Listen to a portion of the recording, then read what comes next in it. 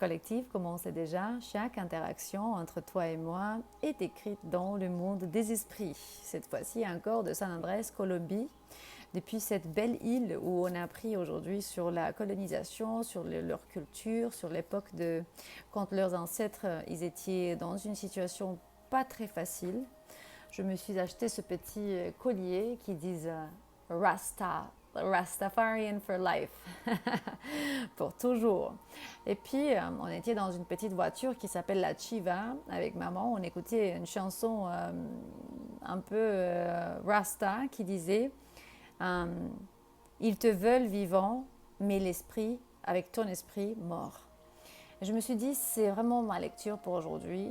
On peut parler sur ça, sur cette obscurité, sur ces ténèbres qui veulent te maintenir, genre te garder vivant, mais avec ton esprit mort, avec ta connexion vers la divinité complètement déconnectée. Tu es invité à ce point de traverser le feu et de te libérer. Pourquoi? Parce que justement, il y a des changements inattendus, enfin tu t'attends pas vraiment à ça. Les ténèbres, ils veulent te garder dans la stagnation, là où peut-être tu passes par un désastre financier ou bien tu es en train d'économiser pour pas y arriver là-bas. Tu as eu de pertes, mais ce n'est pas pour tout le monde. Si tu vas raisonner avec ce message ou bien jusqu'à maintenant, si tu as des situations, des personnes qui t'ont blessé, une mère, un père, un frère, un ami ou bien quelqu'un qui a dit oui je t'aime, mais ils ont fait des choses un peu différentes de ce qu'ils racontent, c'est que s'ils t'auraient vraiment aimé comme ils disent,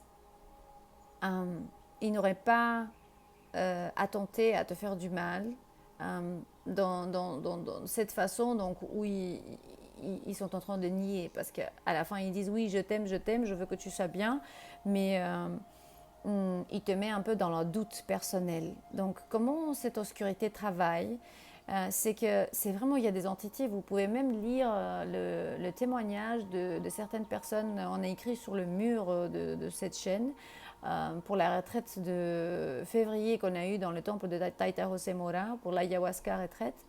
Et ils parlaient en fait sur les entités qui ne voulaient pas partir, ils se sont sentis se détacher de certaines entités qui les mettaient dans la doute, dans les mauvais pensées, dans la douleur corporelle en fait. Parce qu'ils n'avaient pas autant de connaissances sur ce qui leur arrive. Et après, ils ont compris pourquoi une vie entière de souffrance. Attachement, entité, c'est très simple. Et ils voulaient pas apprendre genre les leçons karmiques, voilà. Et si vous voulez participer avec nous, la prochaine retraite, c'est du 9 au 19 avril. Le deuxième lien dans la description de ces vidéos et un numéro de WhatsApp et des shorts de courts vidéos qui vous racontent un peu sur nos activités là-bas. Et textez-moi sur WhatsApp pour plus d'infos. S'il vous plaît, envoyez des messages que pour la retraite, donc que pour les informations de cette retraite du mois d'avril.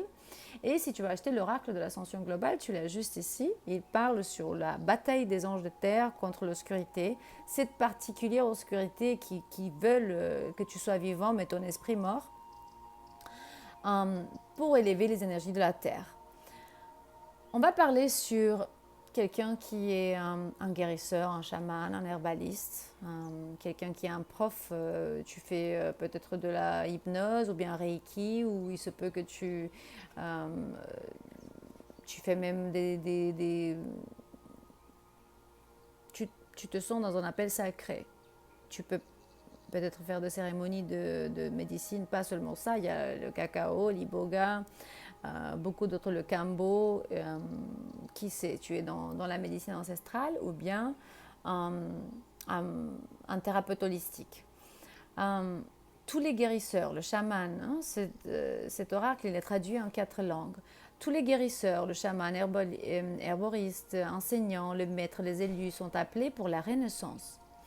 Donc, tu es dans un appel divin quand tu te sens attaqué par l'obscurité ou bien tu as peur vraiment de tes habilités ou tu n'as pas autant de clarté. C'est comme, il y a la sagesse ancestrale qui vient à travers d'un appel divin. Le guérison, l'éveil spirituel et le service sacré. Donc, c'est l'appel sacré, un cri résonne à travers les royaumes spirituels, éveillant tous les guérisseurs, le chaman, les herboristes, les enseignants et les travailleurs de lumière. Donc tu es appelé vraiment à t'élever. Ta sagesse, ta médecine, ta voix sont nécessaires maintenant plus que jamais. En cette période de transition planétaire, ton rôle est de guérir, mais aussi d'incarner la renaissance des traditions sacrées de la Terre. Je me souviens dans la Polynésie, j'étais à Raiatea, l'île sacrée qui était le point de rencontre de tous les Polynésiens avant pour les solstices. Et il y avait les gens de Aotearoa, de Rapa Nui, de l'île de Pâques et de Hawaï qui venaient et puis ils faisaient des cérémonies là-bas. Il y avait un Tahua qui était un chaman qui m'a appris une chose. La culture, elle ne va jamais mourir. C'est qu'elle dort, elle est en train de dormir. Donc, commente-moi s'il te plaît. Je réponds à l'appel divin avec courage. Mes dons sont sacrés. Je me lève pour la guérison de tous.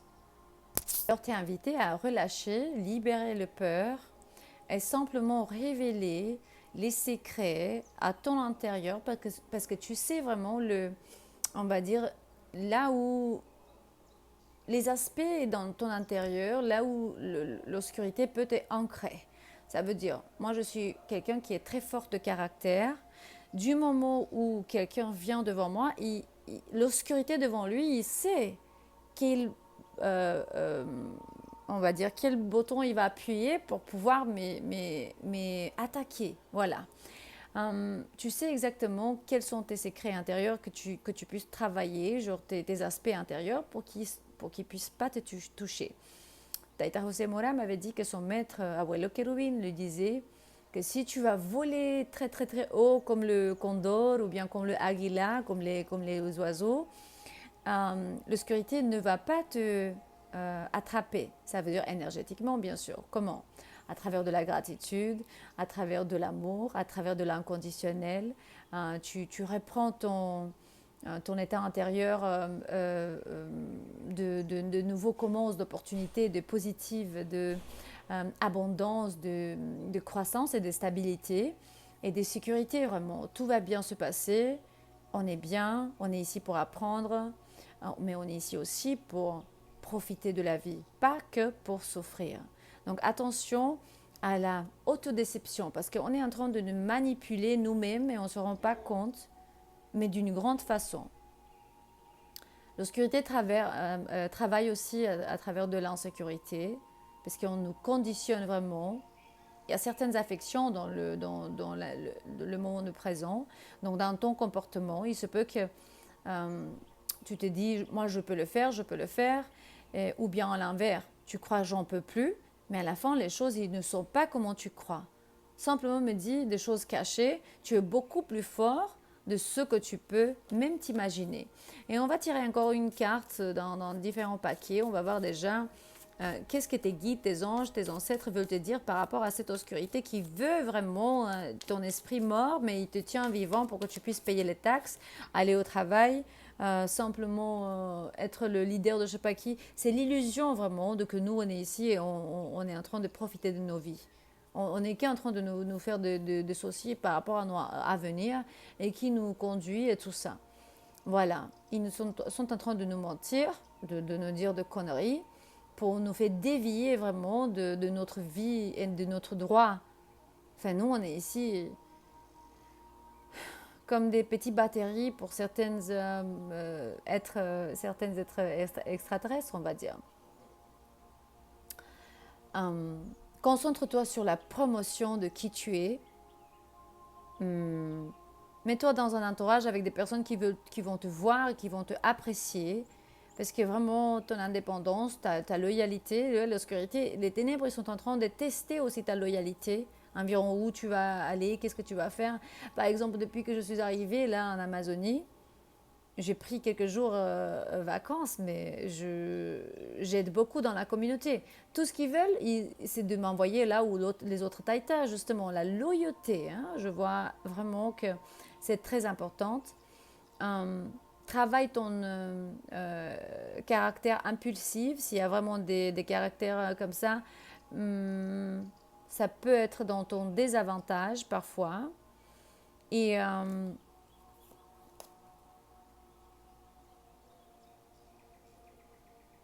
et attention à que l'espoir ne meure jamais, parce que c'est l'espoir qui veut vraiment tuer et enlever de ton cœur l'espoir, l'amour, l'inspiration, la créativité. Si vous êtes en train de, je ne sais pas, peindre ou chanter ou jouer à la guitare, au piano, la créativité les calme, hein, le bien-être qui ramène ces genres d'activités.